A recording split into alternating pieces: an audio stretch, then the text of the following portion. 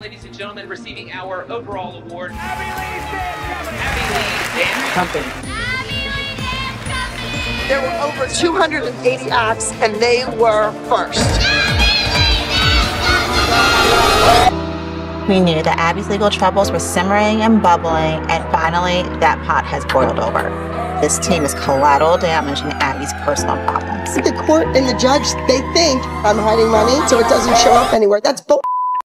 You're preparing yourself to have to go to prison. Are you scared? Yes, of course. You have to go. You have to go. Give me the camera. We got to get this MRI. We need to go to the hospital now. Something is not right.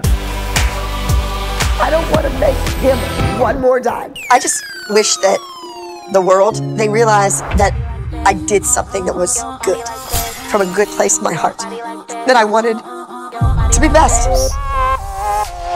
Flipping through your television in the 2010s, you'd see some iconic reality TV villains. From Simon Cowell on American Idol, you just killed every cat in Denver, to Gordon Ramsay on Kitchen Nightmares. What are you? An idiot sandwich. To even Robert Irvine on the Food Network.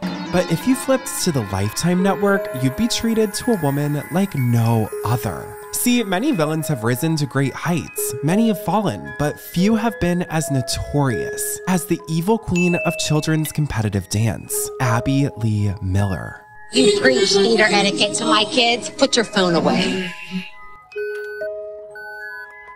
You preach theater etiquette, put it away. Where are you going? I don't know, I think I'm gonna go to Baskin Robbins. She's right there. We're gonna have to speed up a little. She's zooming, dude.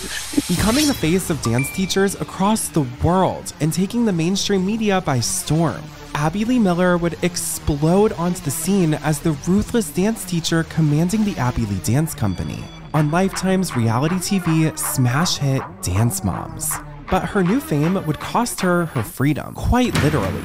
See, behind all the glittery costumes and bickering dance moms was an even darker reality than the one that was portrayed on the show. Abby Lee Miller would not only conceal hundreds of thousands of dollars from the federal government, but she would also allegedly enlist the help of the dance moms in an undercover smuggling operation across the Australian border. The dance moms were in deep. Some would stick with Abby through her very public criminal trial, but others would publicly go against her. This entire media circus would send Abby Lee Miller into one of the longest public breakdowns ever documented on reality television, and would even end with Abby Lee in federal prison. Now, this is a part 1 to a 2-part series, so be sure to check out part 2 after this video, especially if you want to know everything about the dance moms and their daughters. But first, me and Shelby are going to dive deep into the rise and fall of the world's most notorious dance instructor, Abby Lee Miller.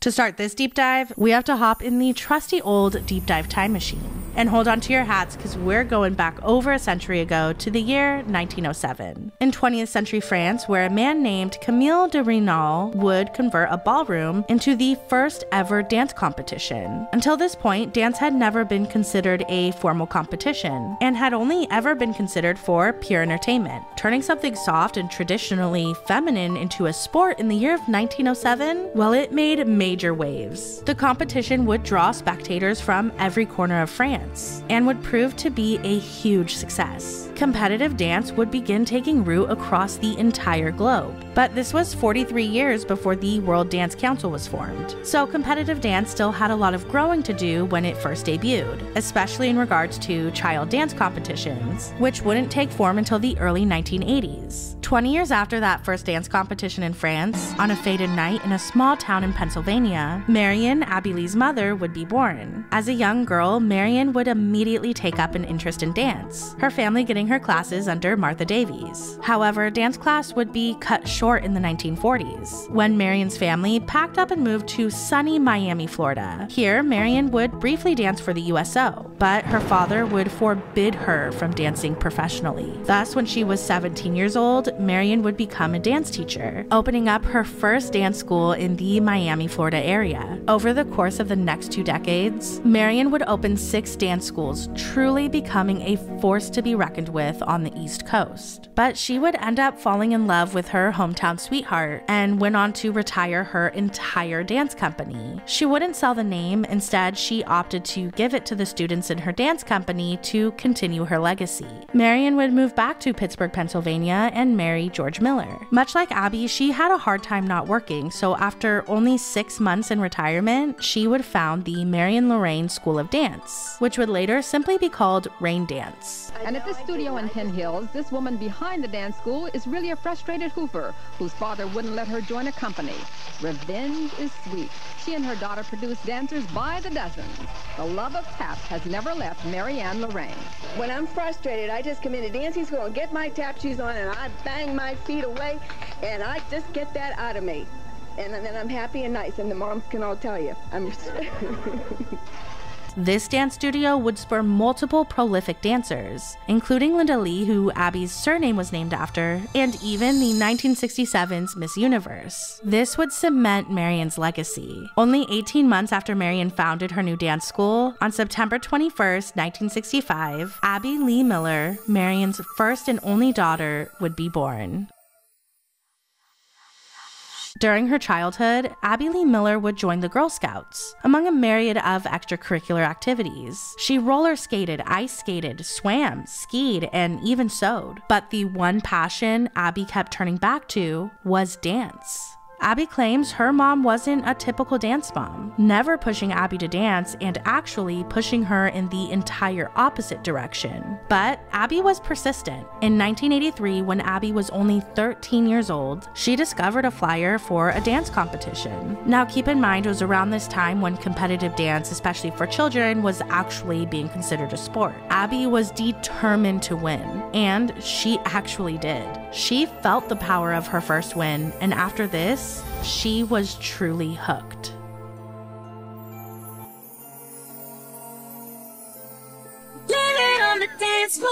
Because children's competitive dance was largely undocumented prior to Lifetime's Dance Moms, there actually isn't much information on the origin of where children's dance competitions began. According to their website, in 1978, deep in Charlotte, North Carolina, Showstopper was established as the first children's dance competition. Now, Debbie Roberts, the founder, had noticed her son was very into his various competitive sports. She observed the entire event, from the overinvested parents and the money they spent to the coaching and training, all leading up to the big performance, if you will, of the big game. Debbie knew from her experience as a dance teacher, various summer programs she'd held, and owning her own dance studio, that dancers really wanted a place to do what they love, while still receiving feedback for how they can be their very best. Now, at the time, any dance classes for children were classified strictly as physical education, and not looked at as a legitimate competition sport. So Debbie saw a major gap in the market that she knew she could fill in the dance world. Thus, Debbie knocked on every dance studio's door in Charlotte, North Carolina, sharing her idea for a challenging yet celebratory competition for local dancers. And this is how the competition, known as Showstopper, began. Over the 80s and 90s, Showstopper, along with the entire world of children's competitive dance, would completely skyrocket. Elite competition teams would begin forming across the United States, pushing young children to be the best dancers they could be. But this had a very dark side. Hollywood talent scouts would actually take notice of this new craze and begin attending these competitions for themselves, making it much less of a fun, celebratory showcase for kids to show off the skills they learned in dance class, and much more a place for parents to market their children to executives looking to turn them into stars. The children's competitive dance world would go on to produce numerous Mouseketeers, and nearly every child brought into Hollywood to perform. The success of superstars like Britney Spears, it's Britney, bitch, who actually got her start in these early iterations of children's dance competitions, attracted an entirely new demographic to the children's dance world: parents who wanted their child to be a star. This wasn't the crop of dance moms that Abby or Miriam were from. Miriam was known for teaching the best technical contemporary dance skills on the East Coast, not for creating child stars. She never even pushed Abby into doing dance and actually encouraged her to remain behind the scenes. However, a 13-year-old Abby Lee Miller saw the various teams competing at these competitions she was competing at, and she yearned to lead a team of her own someday. The next year in 1984, because of the child dance competition craze, Abby's mother would actually allow her to create her very own elite competition team to compete with the other teams. The only catch? It had to be free, and Abby couldn't turn anyone away, thus making it a nonprofit. Abby Lee held auditions for the very first iteration of the Abby Lee Dance Company when she was only 14 years old. Her dance team consisted of 14 girls and 1 boy. One of these girls being future dance mom and internet royalty, Kelly Highland. I've been here all day making costumes for you while you were down the road eating. Stop eating. That's why you're fat. You were a mean girl when you were 12. You're still a mean girl. Back when she was only 8 years old. Now, a 14-year-old Abby would rehearse with her team night after night, very strictly attempting to lead them to victory at their first dance competition called Regency, and her team would take first place. Abby now had a hunger for winning, and this hunger would seemingly never satiate to this very day. The rush of this win showed a young teen Abby Lee what she wanted from life. She wanted to move to the Big Apple and become a choreographer to the next generation of stars. At night, Abby would command her dance team, but during the day, she was struggling at school, often letting her grades suffer in favor of her new dance team. And Abby Lee was exhausted. She'd stay awake to the wee hours of the morning rehearsing and have to wake up at 6 a.m. for school the next day. This caused Abby to develop multiple illnesses, including bronchitis. Her health would truly suffer during her youngest, most formative years. But she wouldn't let that stop her, leading every rehearsal even if she was violently ill. Abby showed her mother that the Abby Lee Dance Company meant business, and her parents George and Marion wanted to make her dreams a reality. All Abby wanted was to become a choreographer and open up her very own studio. Thus, Abby Lee's parents scraped the entirety of their life savings together in hopes of getting a loan to buy a plot of land to build Abby's dream, her very own dance studio. Abby would use her parents' life savings to apply at 3 separate banks for a loan. However, she would be turned down by every single one. However, Abby's saving grace would come when her father was telling his friend at the country club about her loan troubles. It just so happened that the man Abby's father was talking to owned the 3rd bank that Abby applied at. And after the bank owner heard of Abby's dream and persistence, he would actually go to his bank the following morning and alert the tellers that a young woman by the name of Abby Lee Miller would be coming into the bank to request a loan. And that even though her finances weren't up to par and she wouldn't be able to get the loan, to go ahead and approve her for $525,000. Thus, with the money in hand, Abby finally had the funds to build her dream. After an extensive construction and even a tree heist robbery, Abby Lee Miller would open the doors to the Abby Lee Dance Company. The community from the surrounding Pittsburgh area would immediately pour into the studio, filling up each class and starting an entirely new generation of dancers. Only a few weeks after opening its doors, a young boy who was brought to the studio by his dad to watch his sister dance drew in crayons all over the walls. Abby Lee's father, George Miller, completely flipped out and banned the boy and his entire family from ever stepping foot in the studio ever again. This was the beginning of the strict rules of the ALDC, and as we all know, they would only get more and more strict as time went on. For the next 3 decades, the Abby Lee Dance Company would create generation after generation of dancers. From Broadway to Disneyland, Abby Lee had trained hundreds of dancers with her strict, no-nonsense technical approach. taking her elite competition team across the United States and showing off the skills they'd learned at various competitions. This would build a reputation for the Abby Lee Dance Company for having some of the cleanest lines and purest technique in the entire dance world. Each time the ALDC stepped foot on the stage, they would capture the audience's attention like no other. But behind these bent knees, perfect lines, and flawless angles was a very dark and troubling dynamic between Abby Lee and her dancers, one that would entrance television viewers for over a decade. Living on the dance floor. In the late 2000s to early 2010s, John Corella, a dance teacher who grew up in the world of competitive dance, was spending the summer with Abby Lee Miller in Los Angeles. Abby had just competed with her new junior elite team in Las Vegas, and she was telling John about the star of her team, an 8-year-old girl who'd been dancing with the Abby Lee Dance Company for 6 years, named Maddie Ziegler.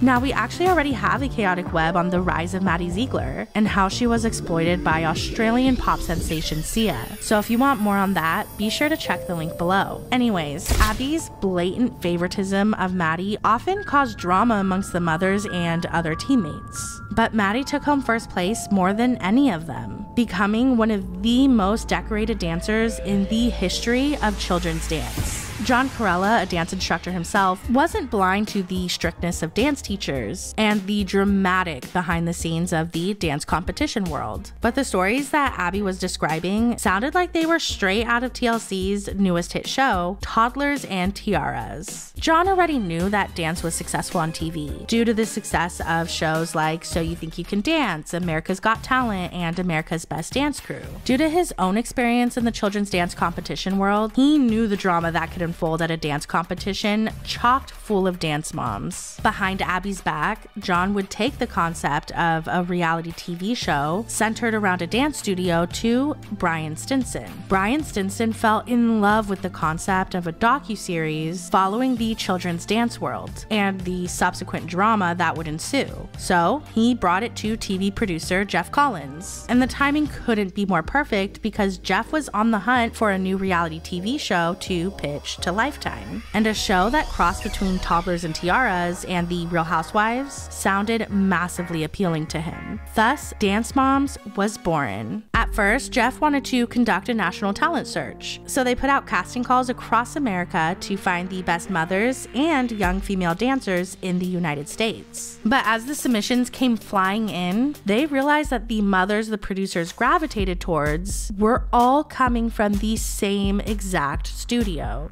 But once I saw, I was like, these are, I really like these moms. I really like the pictures of these kids. And they had sent me some video of the kids dancing. The pictures of the kids came from me. Maybe. No, okay. they did. A copy. So that's when I called John and I said, I think we can do a whole, show at this one studio in Pittsburgh. These women are great. These kids look amazing. I said, what's the dance teacher like? He said she's, and I was like, amazing. Really? Because we saw some footage of you teaching in the studio and you were like so good and it was so compelling. And the way you talked to the kids and how you hovered over them, it's like something we hadn't seen before. We were also there because we heard there was a lot of craziness. Okay. So there was a lot of drama there and we knew about it and we were hearing about it. There's a lot of drama in a lot of studios. And a lot of studios. And when you sit the moms down and you hear their stories and you hear about the history with the cast and the history with you, I mean, that is the gold in the show too, really is. When you throw a bunch of people into a TV show that don't know each other, it's not that compelling and people can smell that it's fake. And so I think right off the bat from day one, you have instant story and great story. Real story. Real story. Yes. Lifetime Network rented Abby's studio and hired her on as the show's choreographer. They would then draft up some of the worst contracts in reality TV show history. And soon after, they started production on season 1 of Dance Moms. At first, Abby was not even included in the show as she was just the choreographer. Dance Moms was intended to document dancers and their mothers. However, after an explosive altercation during the filming of their first season, Lifetime knew Abby could be a huge star. The kids never auditioned for the show. The original cast didn't audition. They sat in a chair next to their mother, and they were put on camera because the show was to be 80% the moms, 10% the kids, and 10% the dancing. I was never even on the show at the beginning. It wasn't until there was an incident in the studio, and I called the police, and they, answered the phone, and it was the dispatcher, and he said, "Officer Broadway, what's your emergency?" And I said, "Is this really happening?" And then, he said, I explained there was a woman, she was psycho, running around the studio chasing me and chasing the children and scaring everybody. I want her out, come get her, it's my building, it's my property, get her off. And he said, "Does she have any weapons?" And I said, "Just her mom." Yes, I am a minister. Let's play the Bible game, Abby. When Jesus saw things that were wrong, he went after it. You're not throwing her out. Oh, yes, I am. And you with her. Go. No, you're not. Yes. Every week we put the trash out. Go. Then take yourself out, because you're the biggest piece of trash there is. Call the police. Go for it. I'm sorry, Go girls. for it. There's a psycho in every batch. A psycho. Yes, her name's Abigail Miller. And it was that footage that got back to Lifetime, and then suddenly I was on a show, and suddenly the whole world changed. Abby alleges her contract signing was sinister. According to People magazine, Abby accused Lifetime Network of tricking her into signing a 4-year contract, quote, in the dark. While at a dance competition, Abby alleges that producers told her that she had to sign an appearance release form and said that all the other parents had already signed it. This, quote, appearance release was actually a 4-year contract with a 4-year option. Abby may have not been fully privy to what she was signing on to, but unbeknownst to her, she was the new star of the show. The new structure of Dance Moms would begin every episode with Abby organizing Brooke 13, Paige 10, Chloe and Nia 9, Maddie 8, Mackenzie 6, and Vivi 6 all into a pyramid of their performance that week. Performance was based on the stage, rehearsals, how they behaved towards Abby, and more often than not, based on whose mother she liked or hated the most.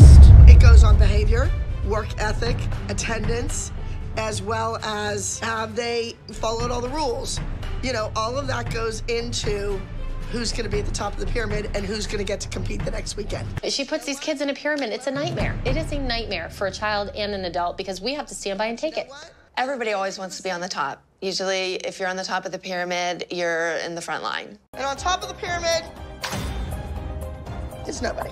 I don't even know why I'm here. I don't owe you an explanation. You do. All you want is drama here. Why don't we just go on with pyramid? No pyramid. Can you put her picture back up? You have to go.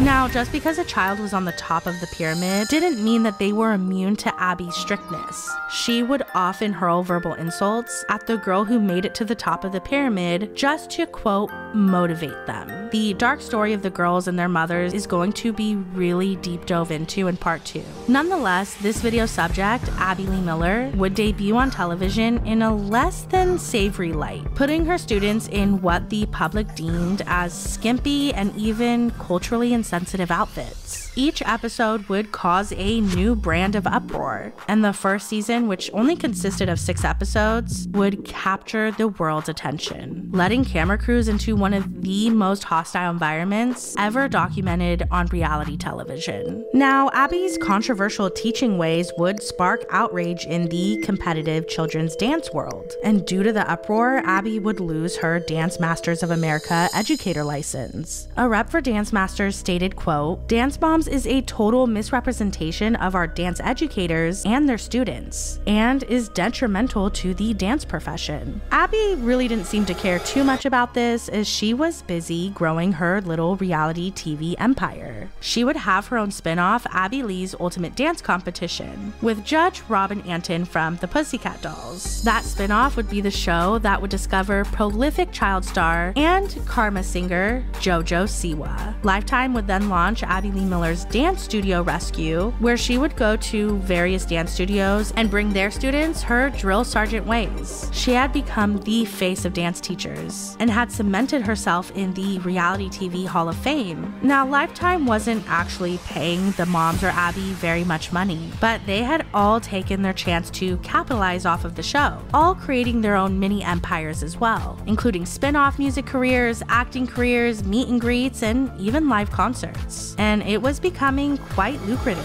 especially for Abby Lee. She's gonna go, she's gonna do the solo, it's gonna be good, and we're all gonna have fun. And my bank account ain't hardly empty, that's why I come through in a Barbie Bentley. So please, mamacita, please no envy. When you come around, it reads no entry. I'm everywhere. You like Balloon Boy, mama, you was never there. Please, you can never compare to me. All these bitches is scared of me. I am who they couldn't even dare to be. So that's all for you, Abby. I go hard, pause, high spin a flow, get more cause. I'm a bad bitch on all fours. The president be like, it's all yours. Soon, dance moms would even hit the road, traveling to various countries to conduct masterclasses. Abby was keeping every penny of this. Even though her empire was only growing, gaining more money, notoriety, and fame every day, it would all come crashing down. Now, let's hop in the deep dive time machine back to when Dance Moms was casting. According to Christy Lukasiak, this was the end of 2010, when the then unknown dance teacher Abby Lee Miller would file for bankruptcy, claiming assets of about $325,000, but she still owed more than $400,000. The majority of Abby's debt was taken up by her $245,000 mortgage that previously went into default, and the $106,000 debt still left on her dance studio. Abby cited poor attendance at her studio as a major reason for the bankruptcy, saying that when she opened the studio, it was in a bustling community, but over the years, all of her students now drive in from hours away, and it's become a rough area. Now, keep in mind, if we still go by Christy's timeline, this was around the time they were finishing the casting process for Dance Moms. And while at this point, Abby didn't technically intend to appear on the show in any capacity beyond being just the choreographer, it does make you wonder if Abby sensed a large sum of money coming her way. Anyway, when a person is going through bankruptcy proceedings, they have to report their earnings to the bankruptcy court through a DIP account. That way the courts are aware of exactly how much income a person is making while they are unable to pay their previous debts. Abby Lee's bankruptcy case was still pending when Dance Moms premiered, and her financial situation would change drastically. From the various appearances, merchandise, and even the minuscule amount of money they were making from the show itself. From 2012 through 13, Abby Lee Miller was raking it in. But instead of depositing her money into that DIP account like she was supposed to, she concealed hundreds of thousands of dollars in secret bank accounts. Now, Abby Lee did explain this was the time period she understood she was being taken advantage of, and how predatory her contract with Lifetime truly was. However, the level of Abby's money manipulation went far beyond just secret bank accounts. As amidst the iconic two-part special titled Dance Moms Down Under, Abby Lee Miller would even allegedly conduct an Australian smuggling operation. So like I've mentioned multiple times at this point, Dance Moms was blowing up, but I don't think I can communicate just how huge this show was and still continues to be. They were everywhere. Hordes of children wanted to meet them, be them, and buy their merch. Dance Moms brought a true renaissance to the world of children's competitive dance, especially after Australian pop sensation Sia would specially select Maddie Ziegler to star in the Chandelier and Elastic Heart videos. After the spotlight from Sia, the Abby Lee Dance Company would become the modern-day Mickey Mouse Club, each of the young girls on Abby's pyramid exploding in their own right, creating their own brands and meet and greets, some of which Abby had her greedy claws in, like Kendall's music career, or how Abby tried to claw her way into the Sia movie contract with Maddie just as she was making her timely exit from the ALDC.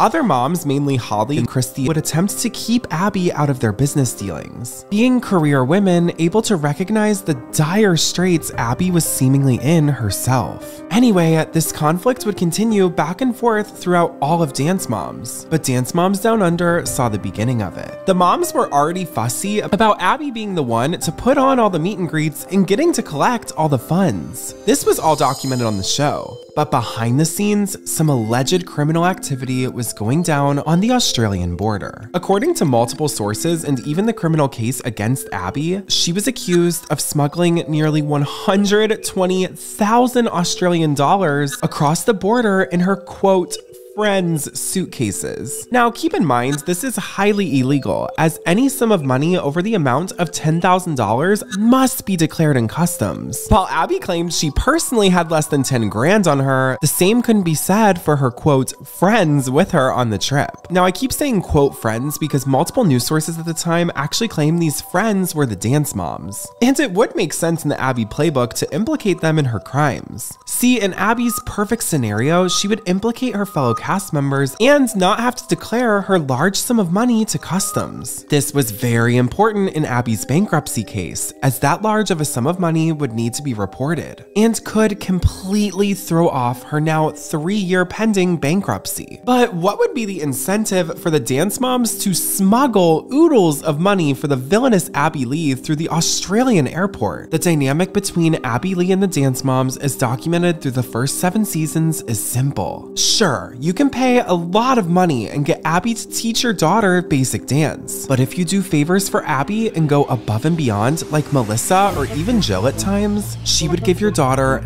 non-stop lessons, complete preferential treatment, and every single opportunity. Especially if neither the mother or daughter talked back to Abby or made issues for her. If private lessons were like diamonds to these women and opportunities were like gold, the solos Abby gave out each week were that one Cartier love bracelet everyone wants. And a solo at nationals was the diamond of the sea.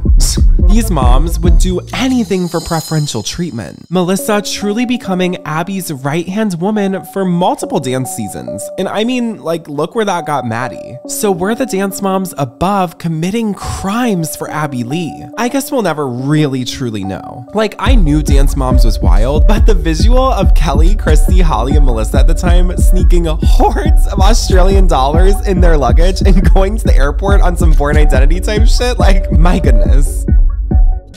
Anyway, going off of timeline, Abby and Kelly's infamous finger-biting lawsuit also happened right after this trip to Australia. Christy and Kelly, both of whom were on the Australia trip, both actually fell out with Abby and the ALDC over the course of the next year. And it makes you wonder if a scorned dance mom would ever make a call to the IRS or the government over how much money they felt their daughter was scammed out of on a trip to Australia. Would you do that for your daughter? Comment below. Now, at this point, Abby Lee Miller had several spin-off shows and was being promoted as the mascot of Lifetime. You literally could not flip through channels without seeing at least Abby's Ultimate Dance Competition, Abby's Studio Rescue, or even So You Think You Can Dance. She was becoming a television juggernaut, especially in Pittsburgh, Pennsylvania, when on one fateful night, Judge Thomas Agresti, the judge of Abby Lee's bankruptcy case, was flipping through channels, and he stumbled across Lifetime. While becoming engrossed in the drama, he also couldn't help but notice Abby's lifestyle, and the fact that she was being advertised as the star of multiple Lifetime originals. Not to mention, at this point, Abby had only been claiming around $8,900 in income from her dance studio. Judge Thomas Agresti was justifiably confused. Abby had reported that the show didn't renew her contract. Judge Agresti brought this to the court and questioned why money from any of the shows wasn't being included as a part of Abby's ongoing bankruptcy.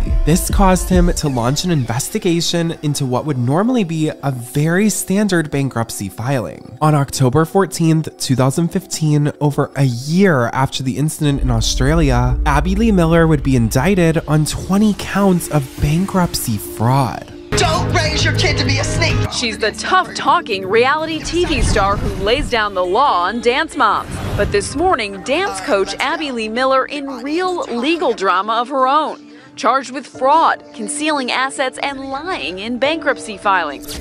But according to the indictment, instead of declaring her new income, she knowingly concealed more than $750,000 in earnings from her hit TV shows, seminars, and merchandise sales in 2012 and 2013. There was a scheme to defraud. Miller allegedly sending an email to a business partner and her accountant with the subject line, "Let's make money and keep me out of jail."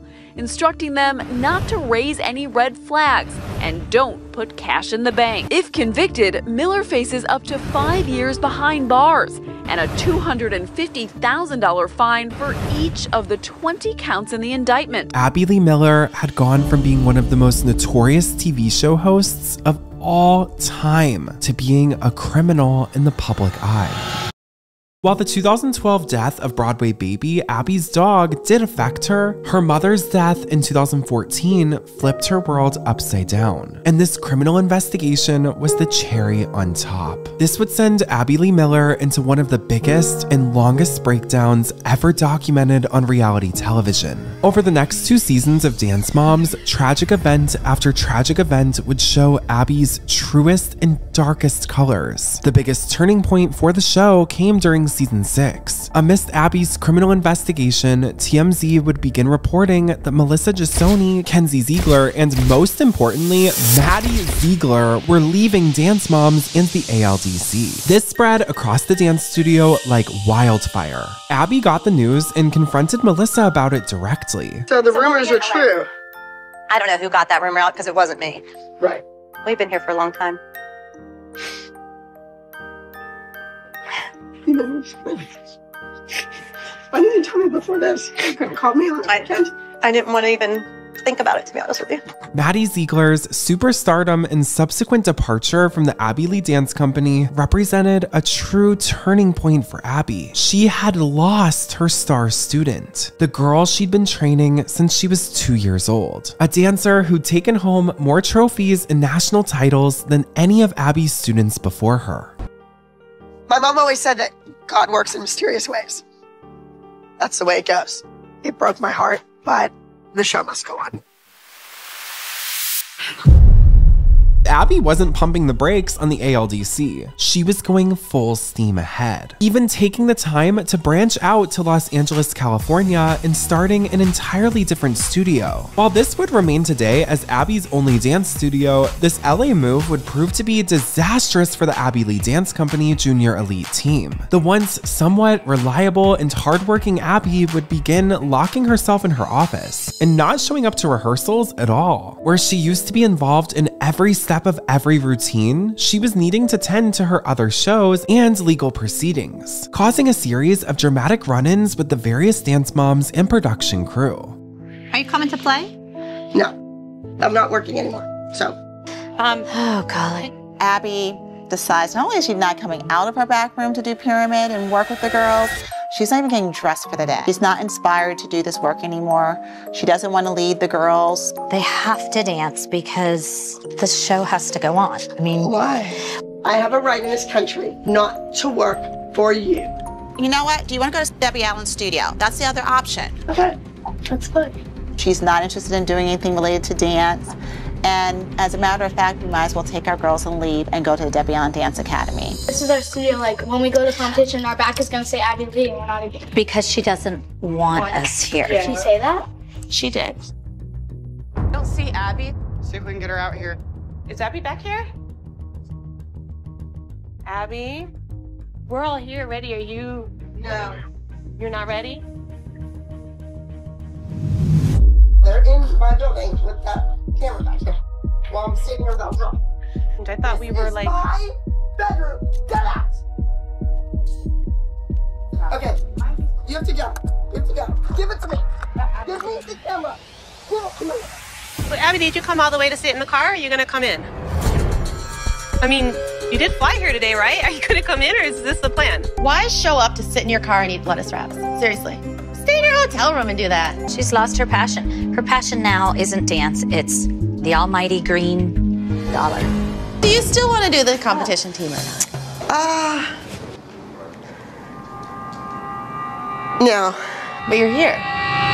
The money's worth it to the attorneys, not to me.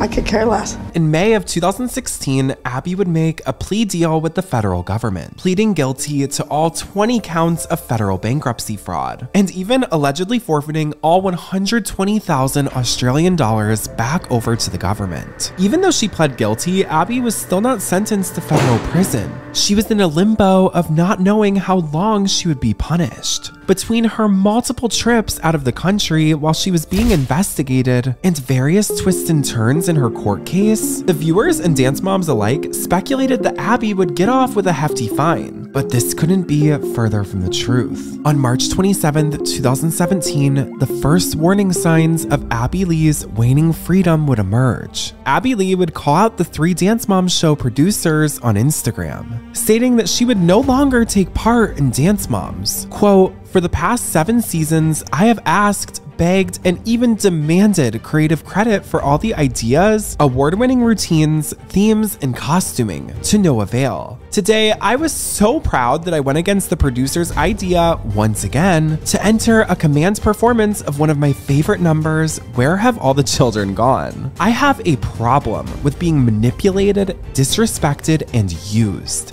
day in and day out, by men who never took a dance lesson in their lives and treat women like dirt." Stunning developments for Abby Lee Miller, famous for her over-the-top screaming fits on Dance Moms. She's reportedly being replaced by Dancing with the Stars' Cheryl Burke. Do you feel betrayed? I am so happy that somebody else is gonna get the experience of working with these. Miller's dance studio today was empty, with all the lights and camera equipment that once recorded her hit show gone. They were here yesterday. I told them, get in, get your stuff, and get out. Why would you quit the show now? You find out in a few weeks if you go to prison. Satan. That's her nickname for the Dance Moms producer she feuded with most. I'm part of the reason he gets a paycheck. I don't want to make him one more dime.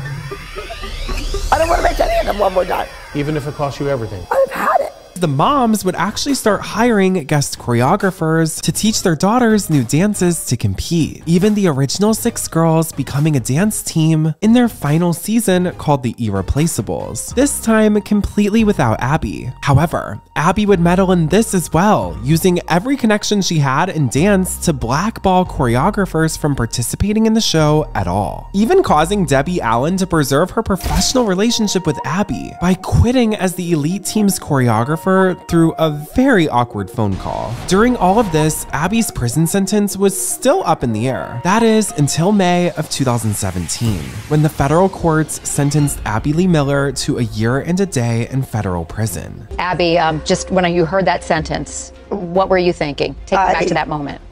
Almost went down. I think my knees buckled. Let's talk about the emotions that you're feeling now. You're preparing yourself to have to go to prison for a year and a day. What do you do to get yourself emotionally ready for that? I don't know. I've never done it before.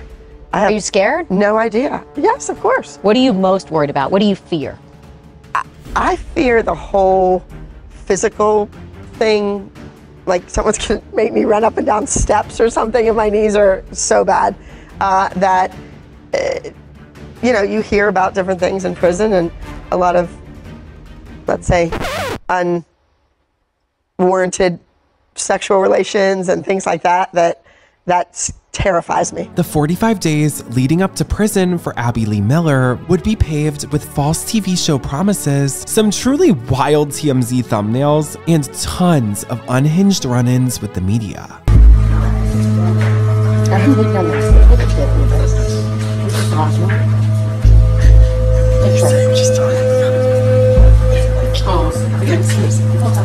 I just wish that the world, every child who's ever watched and every parent who's sat there and watched with their kids, they realize that I did something that was good, from a good place in my heart. Don't sit there and look at your TV and say, well, she's getting what she deserved. She was so mean to those kids and so tough on them. Now she's gonna get it.